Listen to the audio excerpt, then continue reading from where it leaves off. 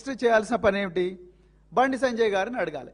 అయ్యా బండి సంజయ్ గారు, మీ దగ్గరికి అమ్మాయి తల్లి, వాళ్ళ నాన్నగారు, సంగప్ప నలుగురు వచ్చి మీరు కూర్చున్నారా లేదా? మీరు మళ్ళీ ఆ అమ్మాయిని ప్రత్యేకంగా లోపలికి తీసుకుపోయి ఆ అమ్మాయిని బెదిరించిండ్రా లేదా? వాళ్ళ కాల్ డీటెయిల్స్ అవన్నీ తీసుకొని చూడాలి.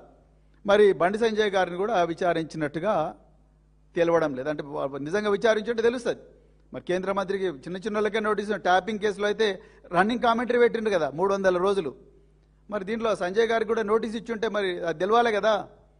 సంజయ్ గారిని కూడా ఇంతవరకు విచారించలేదు. అందుకొరకే ఆయన బాజాప్తా జూన్ 9వ తారీఖు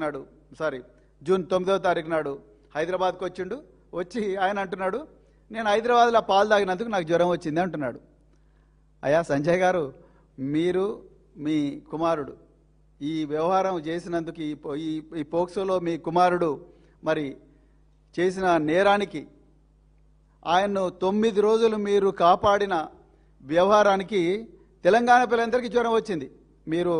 మీకు హైదరాబాద్లో పాలు తాగి జ్వరం వచ్చిందో లేదో మాకు తెలియదు, కానీ ఆ వ్యవహారం మే 8వ తారీఖు నుంచి మే 16 లొంగుబాటు అరెస్టు డ్రామా ఉంది చూసినరా? ఆ లొంగుబాటు అరెస్టు డ్రామా వరకు జరిగిన ఏదైతే హై వోల్టేజ్ డ్రామా ఏదైతే ఉందో దానివల్ల తెలంగాణ ప్రజలందరూ కూడా జ్వరం వచ్చింది.